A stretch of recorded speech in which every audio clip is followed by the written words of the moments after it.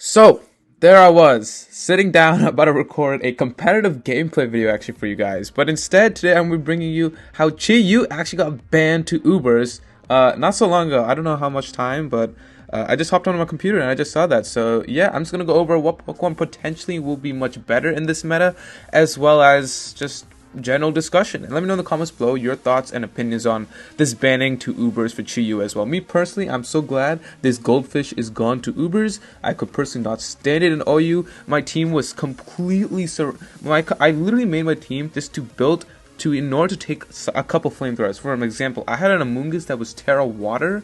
Actually, I can show you the team that was. Where is the team? Right here, right?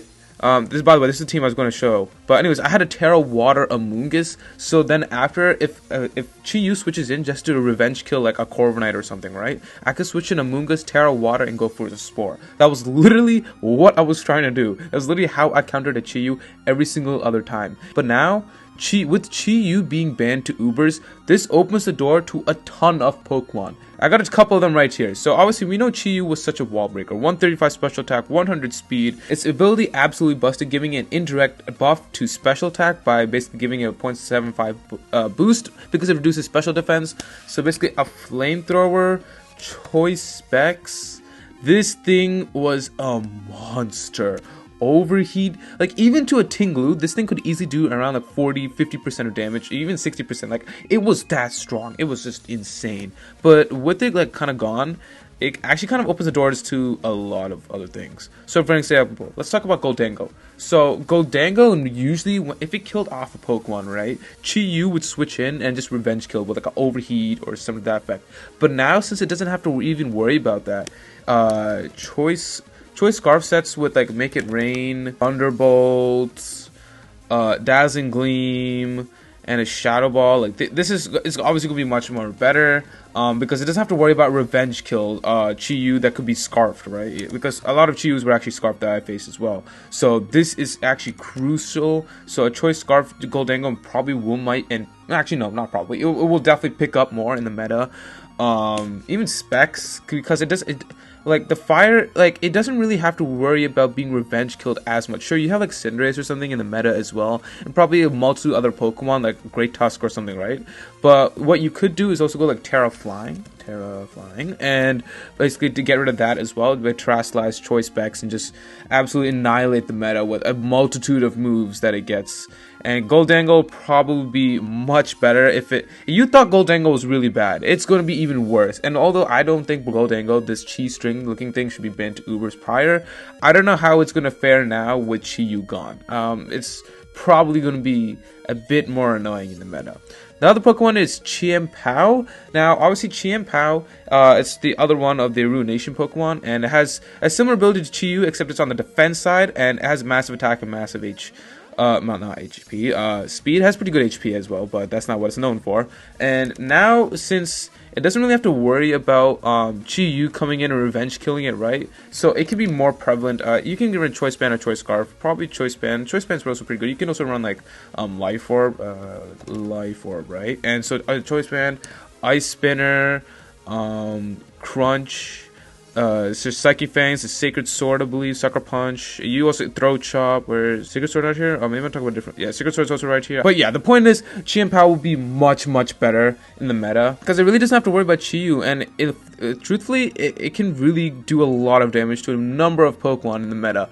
Goldango doesn't want to see this. Great Tusk doesn't want to see it. Like, there's a lot of Pokemon that don't really want to see it, and that's really good because like normally like a lot of Pokemon could just switch in with a Chi-Yu if it goes for like an Ice Shard or something, right? Because like even though Chi-Yu's like defense stats are pretty weak, it can at least take an Ice Shard or a Crunch relatively because it resists both of those types. But now since there's like not a Chi-Yu, Chien-Pao actually can be a lot more menacing in the meta, and I'm kind of scared. And truthfully, Chien-Pao is actually one of my favorites in the Generation 9 and probably all time in Pokemon. I just really love the design of it, right? But like I'm actually kind of excited and actually might build a Chien-Pao team to see how it will fare in the OU metagame now without Chi-Yu. And I feel like Chien-Pao will probably be like a top 5 usage if it's not already. I can't recollect on top of my head. A top 3, it's going to be up there now because of the prevalence of Chi-Yu kind of gone. And then we got Tinglu, Garganacl. I think I added a couple. Yeah, there they are. Okay, so these are all like Pokemon that will probably benefit from defensively. Tinglu, I just mentioned earlier, like Tinglu, now it will benefit more defensively, but to how much I don't know, because prevalence of Chi and Pow is going to be in the meta, and that's going to be proved to be a very difficult time for it because it's obviously going to take a lot of damage from it, but its defense stats are pretty noteworthy. So like, I don't know how much it has to worry about it. So even with Tinglu being really defensive, right? Chi-Yu could come in and absolutely annihilate it for about 60% of HP with like a choice specs, maybe like overheat or like 70% of damage, right? It can do a lot of damage. Even a flamethrower can do like 30-35% of damage. It did a lot of damage for Tinglu, and like it was just really difficult to get around Chi-Yu. But now without that, this thing becomes even more defensive beast. And this kind of applies to Garganacl as well, right? Because Garganacl will also have a tough time with Chi-Yu, and it's not as bulky as a Tinglu, right? And so like obviously therefore it's going to take a lot more damage.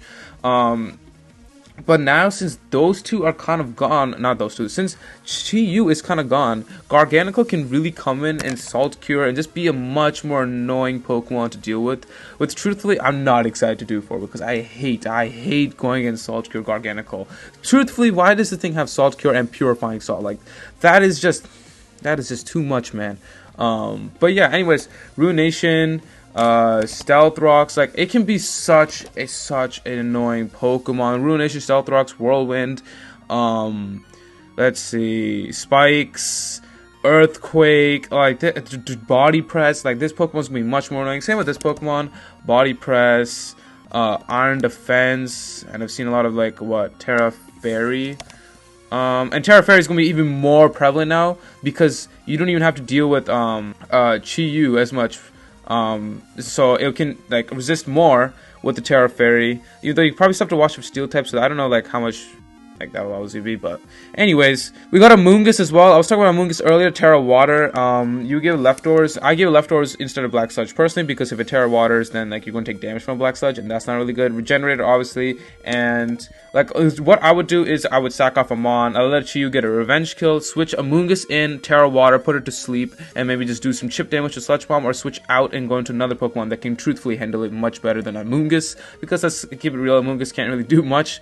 It's more of a support Mon. But yeah, so this is like the set I kind of ran: the Giga Drain, Protect, Sludge Bomb, right? And so this is what I would do, just come in Terra Water. And I think Amoonguss actually benefits heavily with Chi-Yu out, because it can be more of a defensive wall and actually become a key piece and become like a really good chess piece against other offensive threats, mainly Chi and Pow.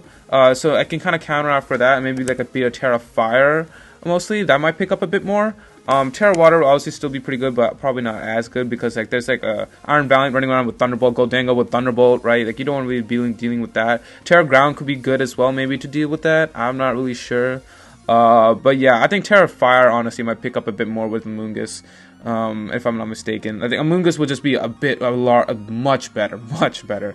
And lastly, we got Toxapex over here. Defensively, it will also like become now Toxapex. I haven't really seen that much of Toxapex that I've been playing low-key. Now I've been playing around the 1400 range on the ladder with my team. I've been kind of dropping a bit low in here and there, so maybe up higher it might be there. I'm not really sure, but truthfully I haven't really seen much Toxapex. And even if there's Toxapex, there's a lot of counterplay to it right now, because it does not get Scald or like knockoff, I believe. So it kind of like lost a bit of what it used to be. It still gets Toxic, it gets Sludge Bomb, it gets Ice Spinner. Well, wait, this thing gets Ice Spinner? And this thing does not get Ice Spinner. Game Freak, come on, man. That's alright. Anyways, that's not the point of this video. So Toxapex will also pick up more in defensive usage, or at least defensive prowess. I don't know about usage, because it still has good defenses, and now it doesn't have to worry about a Flamethrower or Overheat literally annihilating half its HP. It can become more of an annoying threat. Recover, Baneful Bunker, Haze, Liquidation, Poison Jab, like a Sludge Bomb. Like there's Toxic Spikes, although Toxic Spikes are probably more for Glimora more than anything. But like, you get my point. Like it'll become more of an annoying Pokemon to deal with. And truthfully, it might pick up a bit more usage. Well, Dondozo is actually also really good. Actually, that's another Pokemon we can talk about. Dondozo. Dondozo will be even better. Like, I'm running a Dondozo on my team, right? And Chi-Yu does so much damage to a Dondozo. Like, I remember Flamethrower would do 30-35% if it was like Specs, or I don't know if it was Specs Scarf. I don't know. Whatever the point is. The point is it did a lot of damage, and it was pretty annoying to deal with.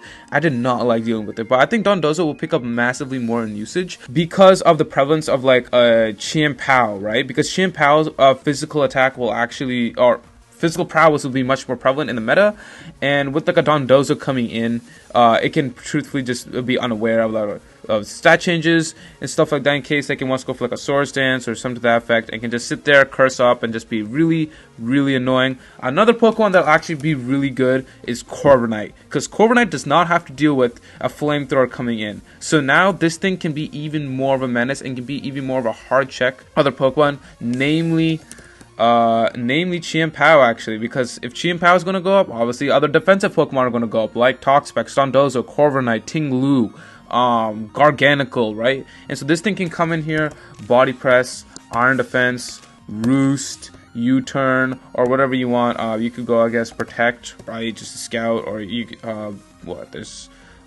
there's other multitude moves you can go in, right? But yeah, the point is, like, this thing can be even more of a menace, and it doesn't even have to invest in its defense, because defense is already really solid with that good HP, so it can just be like specially defensive. But I think most people run it physically defensive, right? And so this thing can be even more of a problem in the meta. Am I a fan of it? I mean, listen, it's okay. Where is special defense minus special defense minus, yeah. So, like, I don't know, like, am I happy with Corviknight? Probably going to be more. I don't know. It's not that difficult to deal with, because, like, you got, like, a Pokemon like Iron Valiant that can come in and just, like, well, click a Thunderbolt, or, like, even a Goldango, right? So, like, there's a lot of Pokemon that are going to be picking up. If Chien-Pao is going to pick it up, that means Corviknight's going to pick up. If Corviknight's picking up, that means Goldango's going to pick up, and naturally the meta is going to shift in that kind of retrospect, and probably going to shift around Chien-Pao and Goldango more so than ever. There's actually another Pokemon I really want to talk about, and his name is Dragonite, but I'll save that video for like another couple hours or something to that effect. Right after this, I make this video. But yeah, let me know in the comments below what you guys think about the Chi-Yu ban. I'm really glad this goldfish is gone. Finally, long overdue. It should have been gone ages ago, but so glad it's gone. And I can't wait to play OU with that. So yeah, let me know in the comments below what you guys think about the Chi-Yu ban, how it's going to impact the meta, your overall thoughts, and yeah, I would love to hear it in the comments below. Thanks for watching, and until next time.